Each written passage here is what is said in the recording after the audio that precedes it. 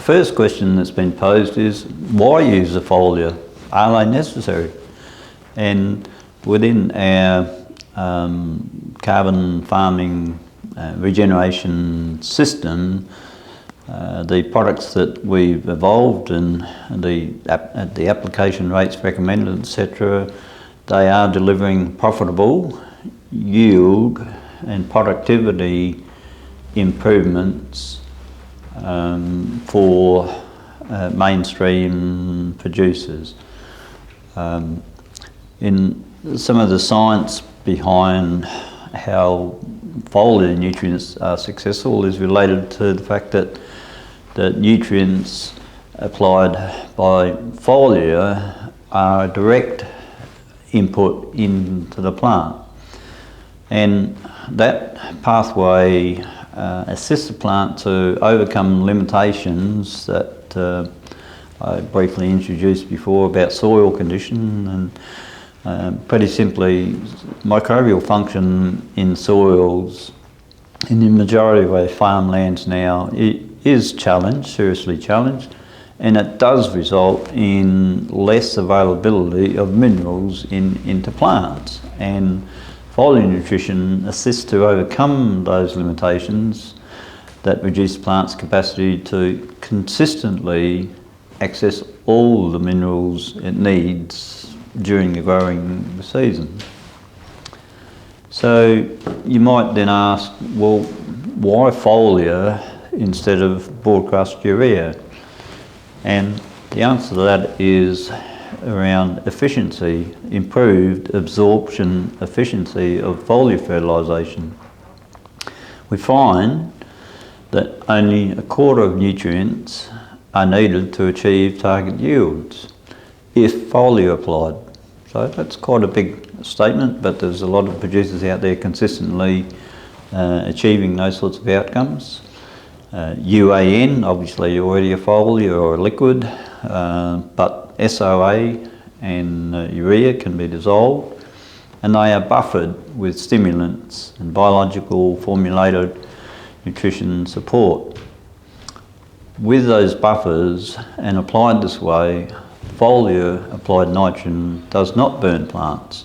Because one of the limitations in the past of foliar application of nitrogen in particular was it burns, and we've found repeatedly, consistently, reliably that the addition of the highly concentrated Foliar F75 product, which is highly concentrated and refined carbon source, really does buffer and stop that burn.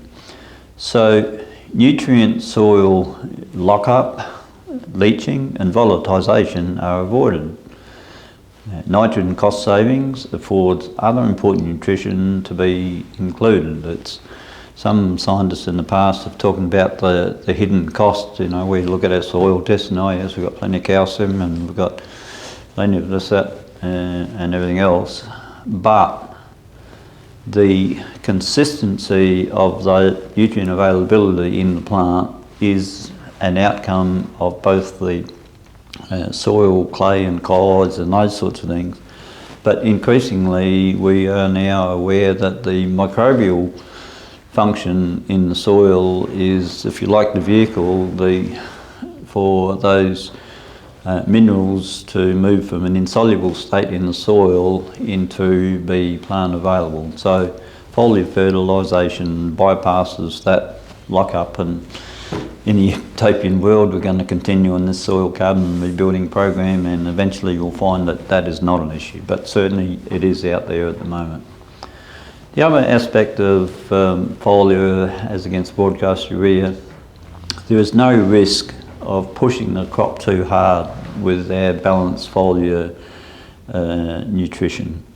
And there's more than one farmer over more than 1 year has lamented at harvest time that they went out with that extra 100 kilograms of urea, and the rains as planned and everything else, it didn't quite pan out. So what I really like about our balanced foliar nutrition program is that you're not running the risk of over over pushing your plant. And in fact, I can sort of just very describe a little bit what I mean by over pushing. Like, it's essentially excess nitrates going into the system relative to the plant's capacity to access all the other nutrients, not the least calcium and magnesium and potassium. So too much nitrates has a diluting effect on the plant's capacity to access the other nutrients. The Foliar program is designed to combat that. Plant resilience from applying foliar nutrition program from subsequent dry times, disease, frost, insect is approved. Remember sharing conversation with another soil chap years ago, and he was talking about foliar nutrition and used to talk about foliars. You should use them more in a drought than in a normal year, and I was absolutely perplexed by it, I have to say, and thought, well, I'm not going to pull my checkbook out, thanks very much. But now I realise that what it actually does, starting that foliar nutrition program early in the life of the plant, fortifies the nutrition integrity in the plant, and if you do get a drought, if you do get frost, or you do get disease pressure or insect pressure, etc., the capacity of your plant to handle that stress, that environmental stress, is significantly improved. And there are some quite amazing examples coming out now to validate what I've just said, that improving the nutrition density in the plant, and we monitor that. Our men in the field, we're happy to share with you how you would do that. So we're not guessing, we are benchmarking it, but it really does improve that. So, what advantages of using a foliar spray? The scientists that tell us it can be up to 20 times more efficient than solid applied nutrition. I know less about that. What I do know about is what we've seen happen with our development, etc. But I certainly know in the case of nitrogen that it's at least 4 times more efficient than solid application. So that's a pretty good start. The LawrieCo biological fertiliser program is increasing soil organic carbon, and I'll explain a little bit in a minute about that pathway.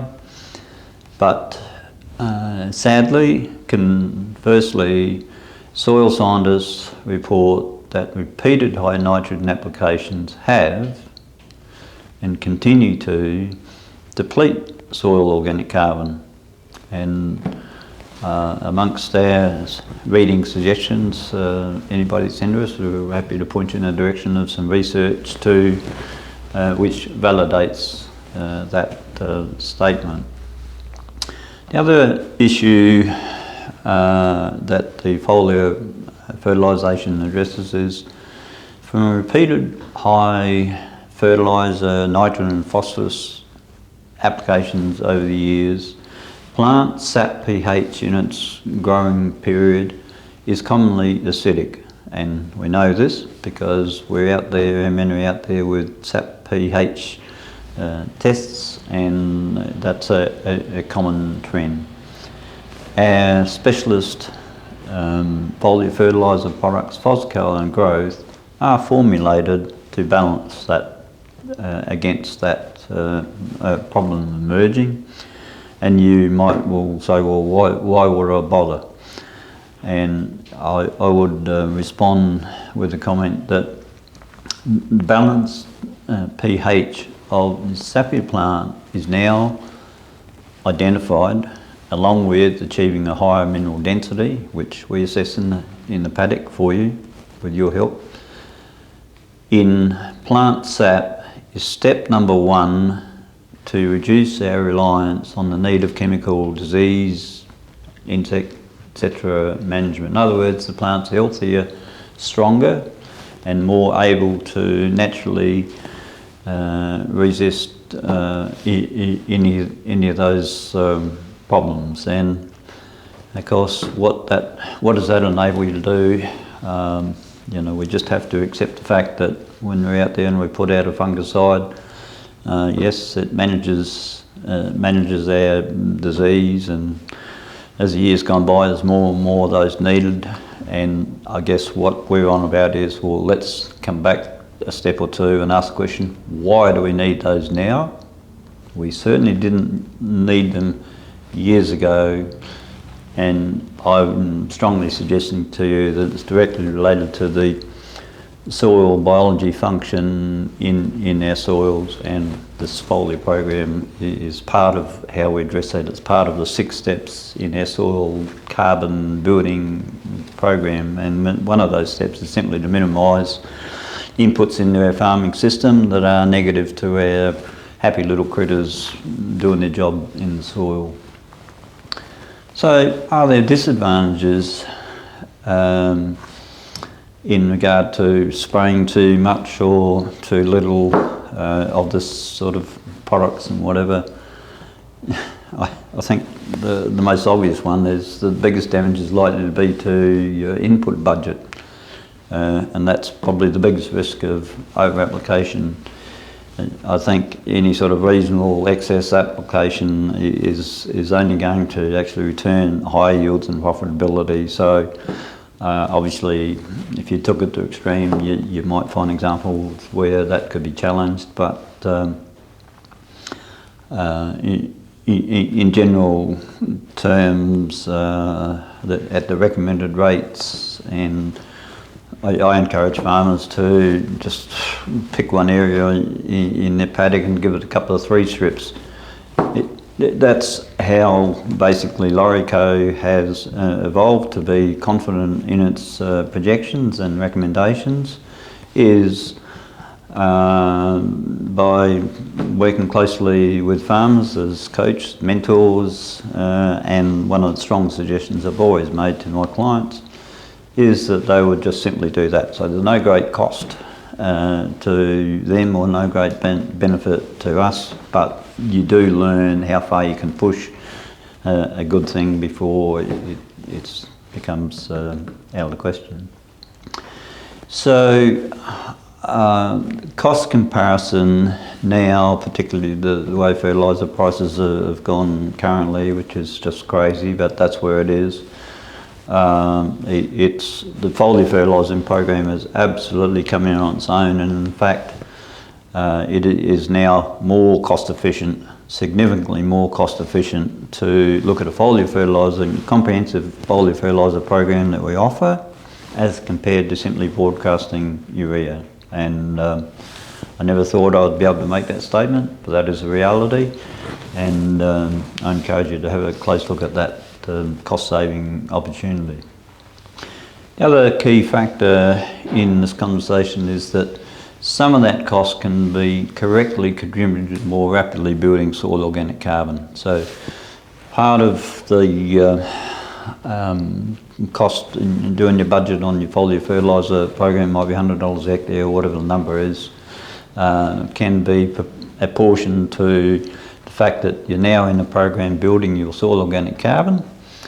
And I guess another pretty exciting aside is that I never thought that we would see the situation where most of us farmers have got the opportunity to add very significant income into our farming operation simply by being extremely good farmers in terms of how we're stewardship of the soil, looking after our soil, rebuilding its soil health in its original microbial biodiversity and all those aspects, and to think that we can get handsomely rewarded without any real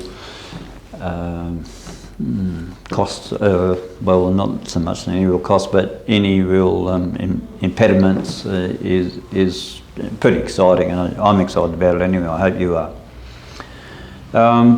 The other aspect of foliar fertilisation as compared to spreading urea is that we're going out with our boom spray. We don't need the finest nozzles and all those sorts of things, and we certainly don't need that finesse of droplet size and whatever that we need when we're spraying chemicals. But you know, our timing opportunity is actually much greater with the boom spray, and it's cheaper and more efficient than spreading it. And it happens to be the optimum application opportunity for foliar fertilisers. So which plants benefit from foliar feeding? Well, what we find, and we can support this by trial data that's in the company, that most crops, trees, plants show yield increase with biological foliar nutrition. And you might well ask, well, how can you be strong in that statement? And it's related to the fact that what you commonly find is the soil conditions. So I'll just hark back to the connection and the relevance of what our soil conditions is in most places. And yes, with sophistication, modern agriculture, we're doing a really good job in nutrition management, but nothing surpasses what your balanced soil biology, whatever, delivers. So we're working towards what are we going to do about that challenge. It's one thing to know about this microbial diversity is lost, and we're in the process of rebuilding it, but your foliar feeding is something you can do in the process. So legume crops in particular, and legumes in pastures, show consistent high increases in outcomes from biological foliar nutrition, and that is in part due to the fact that legumes, as compared to grasses and cereal plants, etc., seem to be much more affected by what we describe as low functional available calcium in particular. And yes, you might have all the calcium you need on your soil test and even on a tissue test, but it's microbes that actually determine how well it's working in your plant.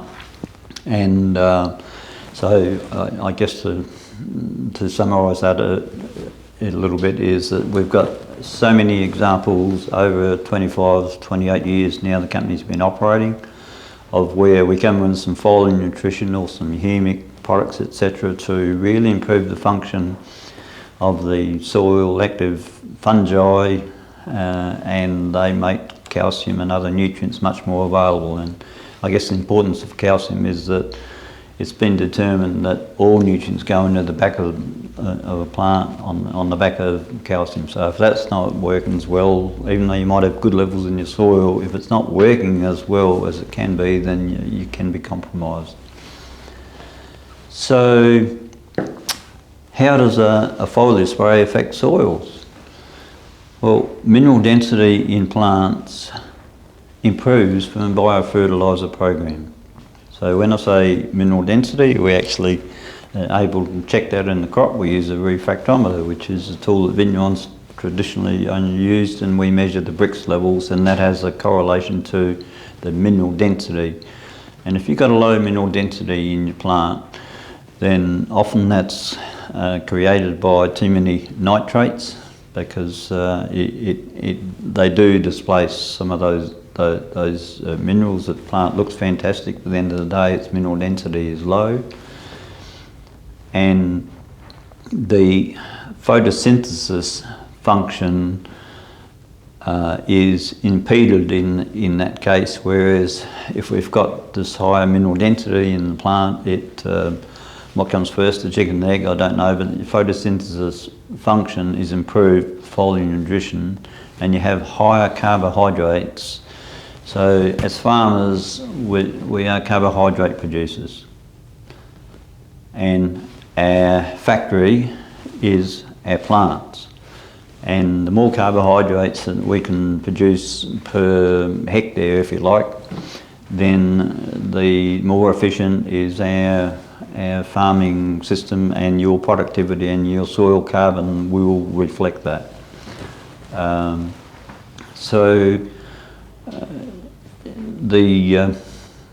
The access to phosphorus and nutrients, plant deposit carbohydrates in the roots. So the plant produces the carbohydrates, goes down through the roots, out into the rhizosphere, feeds the microbes, and the microbes come along and bring the phosphorus and other nutrients to the plant. And I remember being told this at a learning course I did 25, 30 years ago, and I thought, yep, sounds like a pretty good story to me, but it really does work, whereby small application of foliar nutrition can trigger greater root access to soil nutrients. And the pathway to achieve that is called the carbon liquid pathway, where the carbohydrates, they go down and they feed those little critters down in the soil, and they get happy about that, and they go off and get the nutrients.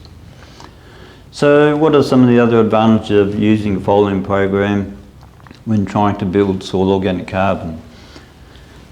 The carbon liquid pathway is identified as a key contributor to building soil organic carbon by CSIRO and leading regenerative agriculture science, Dr. Christine Jones, have helped us realise that soil carbon is not so much built from residues, or important as they are, but the biggest volume of carbon, CO2 from the atmosphere, comes into the plant, turned into carbohydrates, into a liquid form, is pumped down into the roots and in the rhizosphere around the roots, feeding the microbes, and they go about their work and make carbon. I've seen a lot of complicated stories on how to build carbon, etc., but that is as simple as it gets, and it's as accurate as it gets, or accurate as it needs to be. And plants deposit varying levels of carbohydrates into the root zone. Typically it's 40 to 60% range, there are others outside of that. And so the more carbohydrates we can produce, and your foliar fertiliser program increases that plant photosynthesis function. There are more fine roots, and you can actually determine that yourself. You go out and do a foliar fertiliser program and come back in a few days' time where you haven't, and you haven't sprayed it, and invariably you'll see new white little tiny fine feeder roots growing, etc. And that's all part of the process of contribution to build soil organic carbon. So what LawrieCo products would I recommend for a complete foliar nutrition program, and particularly heading into winter? And Foscal and Growth are two really long-standing products in this company. They've both been with us about 15 years, and if you've ever been working in this sort of space, you'll know that a product doesn't survive if it doesn't work for that length of time. And increasingly the feedback coming in from clients of very significant productivity improvements using those two products as the base of our foliar fertiliser program. They are formulated in mineral, microbial and nutrient base for productivity and soil health development. It's not just water in there, microbial metabolites. It simply means dead microbes, and so you get enzymes and vitamins and other things that help plant growth and health from doing that way. The highly concentrated liquid carbon product I spoke about earlier, Forbic F75, buffers plant from liquid nitrogen application burning plants. And that's been quite a significant development in agriculture, to be able to go out and foliar apply nitrogen without the risk of burn. As long as you sort of keep that proportional level, it seems to, within reason, it seems to consistently and reliably not burn the foliage of your plants. Complete trace element application in a foliar program, in my mind, is low cost insurance, that there are no shortfalls for balanced plant nutrition support, because without sort of trying to allude to all of the benefits of all our trace elements, copper, zinc, manganese, etc., they do trigger functions in plants that are absolutely necessary for premium productivity, and certainly when we're sort of setting out to build carbon and those sorts of things, and reduce disease and therefore reduce the amount of fungicides we might bring into the system. And so that's a pretty low cost support there. In cereals, obviously, canola, UAN, sulphate of ammonia or urea are dissolved and applied at 25% of the rates you might have broadcast. So hopefully that is some value to you, to sort of, if you're contemplating looking at foliar fertilising, and yeah, I look forward to being in the paddock with you.